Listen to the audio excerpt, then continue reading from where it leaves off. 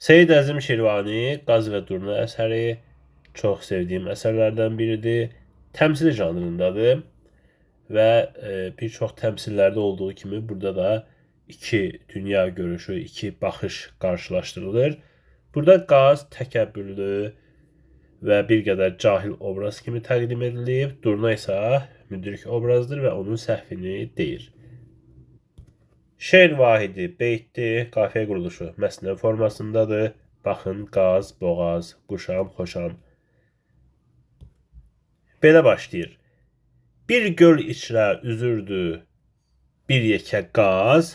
Burada baxın, bir daha xatırladıram. Qaz sözü böyük hərflə verilib. Niyə böyük hərflə verilib? Çünki bu qaz sözü biyologiyada, zoologiyada keçdiyimiz və yaxud da məişətdə işlətdiyimiz qazla tam eyni deyil. Burada obrazın adı kimi işlənir və o qaz hansısa bir qazdan çox müəyyən insanları təmsil edir. Və istər bu cür heyvan adları, istər cansız əşyalar, məsələn çay, stəkan, axan çay olsun, içən çay olsun, fərqi yoxdur. Bunlar obraz kimi verilirsə, ümumi isim olsa da normaldır. Burada böyük hərflə yazılmalıdır. Bir göl içrə üzürdü bir yekə qaz, özünə fəxr edib uzatdı boğaz. Dedi, mən bir əcibə cür quşam, əcibə, cıbı, təəccüblü, qəribə. Üç hünər var məndə, xeyli xoşam. Uçaram göydə, həm suda üzərəm, quru yerdə boyun çəkib gəzərəm.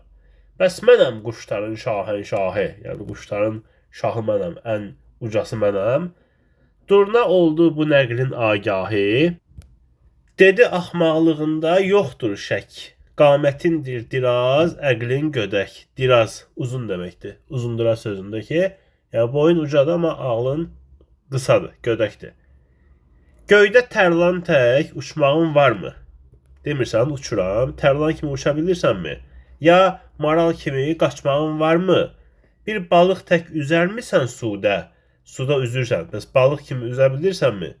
Nədir bu göftügüyü bihudə? Bu boş-boş danışıq nədir? Nəyə lazımdır?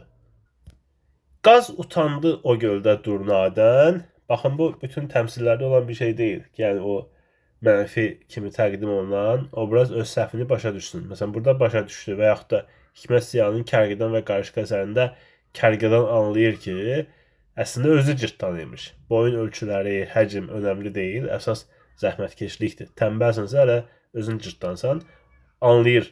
Burada da deyir, qaz utandı o göldə durnadən, vaqif ol ey oğul bu mənadən. Görürsünüz, burada oğul xitabı var. Bir dənə oğul xitabı var. Başqa bir xitab yoxdur. Həmçinin özünə də xitabı yoxdur müəllifin. Yəni, bir elmə daim ol talib. Talib, onu əldə etməyə çalış. Onu tələbə sözü buradan gəlir, yeri gəlmişkən, bir elmə meyllən, bir elmi öyrənməyə çalış. Zifən ol, züfununədir qalib. Zifən bilirsiniz nə deməkdir? Mütəxəssis. Bir işi kamil bilən.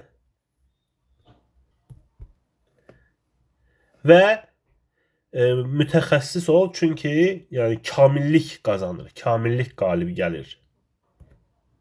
Kişi bir sənəti bilər xalis, xalis yəni tam, təmiz. Çoxuna meyl edən qalar naqis. Naqis nədir? Nıqısı, nöqsan sözündəndir. Yəni nöqsanlı, yarımçıq. Yəni bir sənəti bilib tam onu bilmək lazımdır. Nəinki hər sənətdən biraz bilib və heç birisini normal səviyyədə bilməmək. Və yeri gəlmişkən, buradakı bu əsəri yekunlaşdıran hikmətli ifadələr müəllifin dilindəndir. Ha, bu da testdə sual kimi düşə bilər ki, durna mı bunlar deyir qaza? Xeyr. Qaz utandı o göldə durnadən. Burada vergül qoyulub, amma məzmun olaraq burada bu göl söhbəti qurtarır. Sonra keçir ki, vaqif ol ey oğul bu mənadan. Burada nə məna çıxır ey oğul? Yəni bir elmə daim ol talib. Bunlar artıq müəllifin sözləridir və əsərin ideyasını belə müəyyənləşdirmək olar ki, bu cümlə ilə ifadə edərdim ki, lovğalıq və diletant səviyyədə qabiliyyətlər yox, dərin bilik və kamillik dəyərlidir. Həqiqətən real həyatda da olur ki, bəzən məsələn kimsə gedir heç öz sahəsi olmayan bir məlumat, bir elmdən bir məlumat oxuyur gəlir və özünə ağıllı göstərmək üçün deyir ki, belə bir şey var, siz heç bunu bilirdiniz. Amma həmin elmin o mütəxəssisi gəlir deyir ki, o şey əslində elə deyil də, sən orada bir dənə sözü səhv dedin və yaxud da niyə belə gəlib çıxır, izah edə bilərsənmi? Orada o özünə ağıllı göstərmək istəyən insan daha da aciz duruma, gülməli duruma düşür. Və yaxud da elə bu əsərin sonuncu 2 misrası ilə də ideyanı ifadə etmək olar.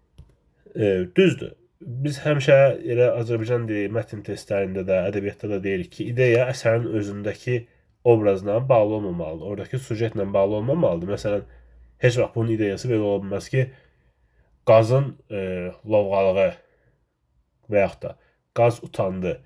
Yəni birincisi ideya cümlə şəklində qurulur. İkincisi də yəni əsərdəki hər hansı bir obrazla, əsərdəki konkret bir hadisə ilə, situasiyalarla məhdudlaşdırıla bilməz. Çünki ideya, o əsər ideyaya xidmət edir də, belə deyək. O əsərdəki qaz obrazı onun üçündür ki, müəllif bizə bu ideyanı çatdırsın.